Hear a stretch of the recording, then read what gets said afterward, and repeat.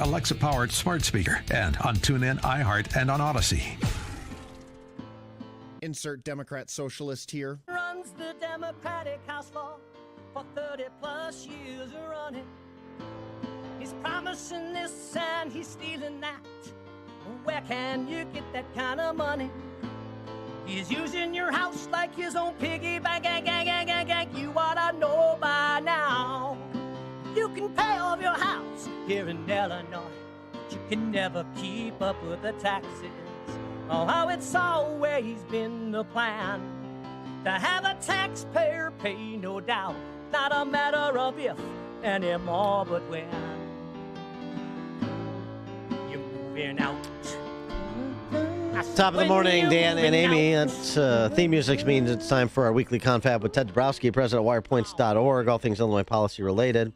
Oral arguments today in Kankakee on the Safety Act and Safety Act 2.0. They won the version passed by the General Assembly, signed by Governor Jelly Belly last week, 2 weeks ago, whenever it was.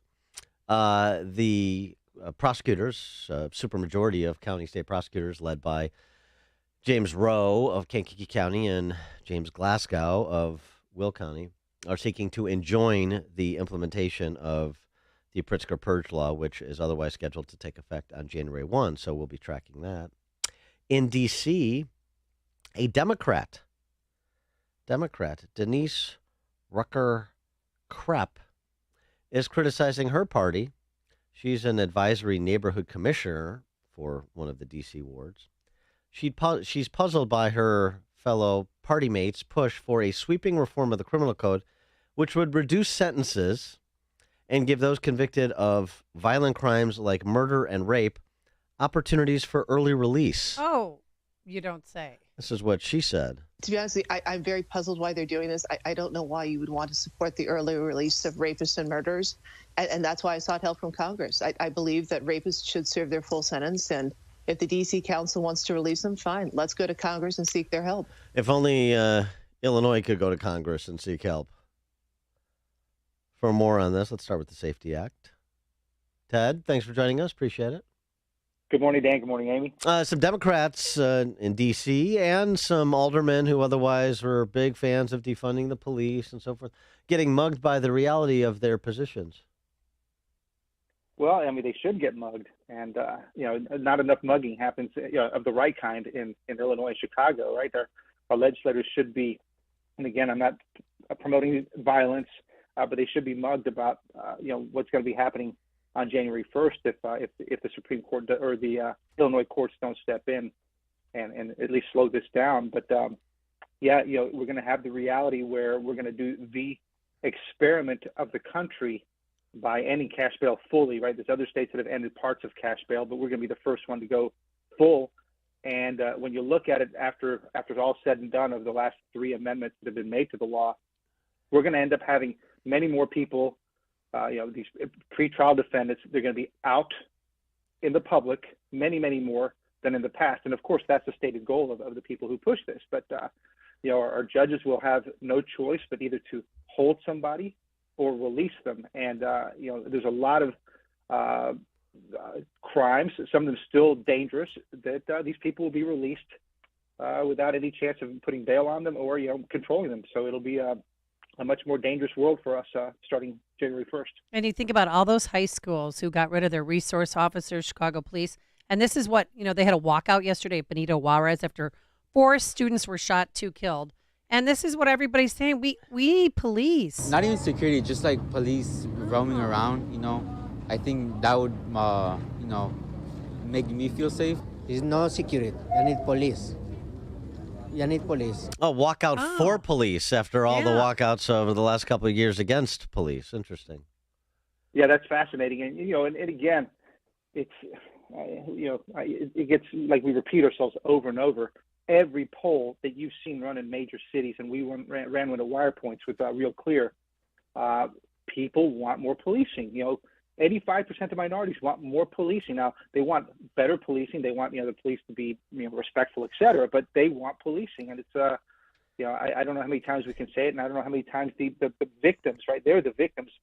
When you think about this is where it all gets screwed up. You got guys like Maurice West out in Rockford, Yeah. they keep forgetting who the victims are. The victims are the minorities in all these cities. It's The about kids don't 80% want to of go to murders. school. So, Ted. it's about criminals and victims, criminals and victims. It's such a simple thing, but they've made it very unsimple because they're politicians, and that includes some in law enforcement, like at the chief level. This story out of Dearborn, Michigan. A unidentified 33-year-old male entered the lobby of the Dearborn Police Department. He took a look around, and then he pulled out a handgun and attempted to fire the weapon at a uniformed officer behind the front desk. Well, you can imagine that didn't end well. The gun malfunctioned. By the time he tried to rectify it, he had been shot a couple of times, and he died from his injuries. But here's why I'm telling this story. The police chief for Dearborn, Michigan, Issa Shaheen. What I want to make very clear is that I extend my sincerest condolences to the individual who lost his life here. What? I know there'll be many questions you'll have in the coming days, and I hope there are more answers, and we're opening an investigation and blah, blah, blah. What? He tried to kill your officers. He came into a police station and attempted to open fire. I'm very sorry for his family's loss. I'm not. I mean, it's significant of, or it's indicative, I should say, of a mentality here at the policymaking level, whether it's politicians or they're functionaries like police chiefs.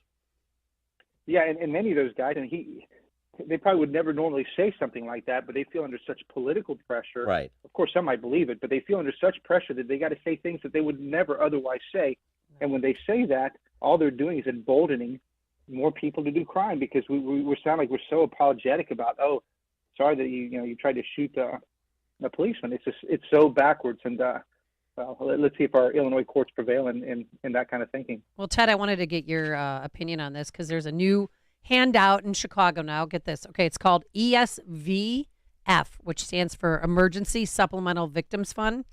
Chicago families who lose a loved one to gun violence, not stabbings or a brick in the head or vehicular homicide, gun violence only, are eligible for $1,500 in financial assistance to support funeral and burial costs. If you're shot and you survived, you're eligible for $1,000. And if your family wants to relocate, they'll pay $1,000 for your relocation costs. Do you think, though, that you have to stay in the city, or would they relocate you to the south suburbs? If the city isn't bankrupt already, then that program will bankrupt it. Well, now you know why they only do murders or shootings, because if they did, like motor vehicle thefts and burglaries and thefts, it'd just be so much money that the city would go broke. What's fascinating about this, and again, you can feel empathy for parents, oh yeah, families and all that. But the problem is that when you look at the solution sets, they're always going to these kind of things which are, the downstream of the real problem. Go upstream and solve the crimes, and reduce the number of murders. Let police do policing and all that. And instead, we're focusing on this kind of stuff, and it takes a lot of time to organize an initiative like this. And that's the kind of time that should be spent on solving real crime, not the after effect. Well, there's something else here too. I mean, just a point of order. Right. A lot of these victims of victims that are murdered or killed, somebody with a gun, they're not great people. They're gangbangers. And so now you're telling me, as a Chicago resident, I need to subsidize the funeral of somebody who was a gangbanger in the city of Chicago? No, I don't think so. Well, it's only for 4 neighborhoods right now. Are you ready? And your neighborhood's not in it, or your former neighborhood. West Garfield Park, East Garfield Park, Inglewood, West Inglewood, and New City. Yeah, well, how does that address my question? Oh, I don't know. You're right. It doesn't. Right. Yeah. So what about so now the law-abiding are on the hook to provide funeral to cover funeral costs and relocation expenses for a gangbanger and his family. I'm not saying every victim is, obviously, but I'm saying there's no distinction made, and there should be, even for something as silly as this, as you point out, in terms of addressing the core issue as opposed to the symptoms.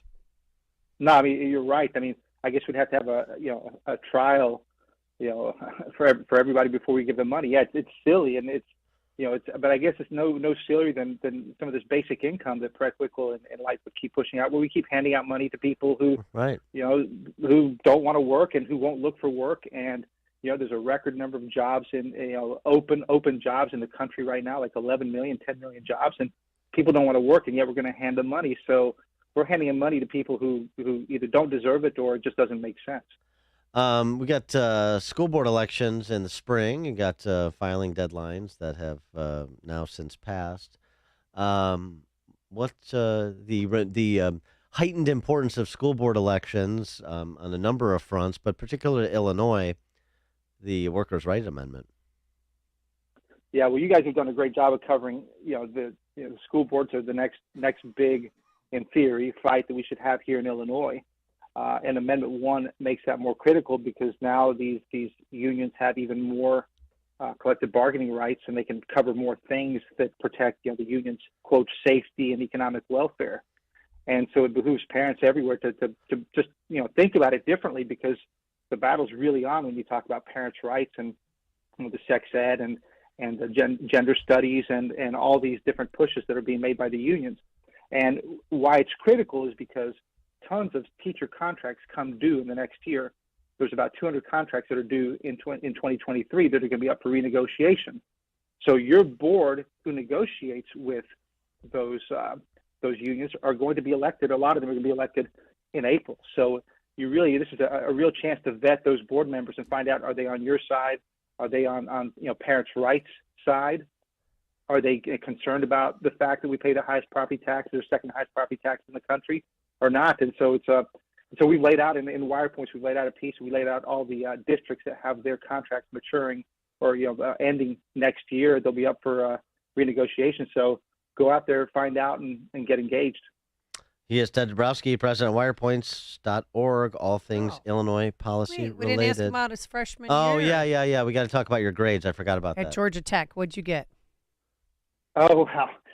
That was an awakening call for me. It was really hard. So, I went to a small school in South Georgia, private school, and I did really well. I was really good at school when I was in high school.